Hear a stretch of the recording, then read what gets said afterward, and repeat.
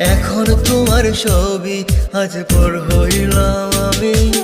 যখন তোমার কেউ ছিল না তখন ছিলাম আমি।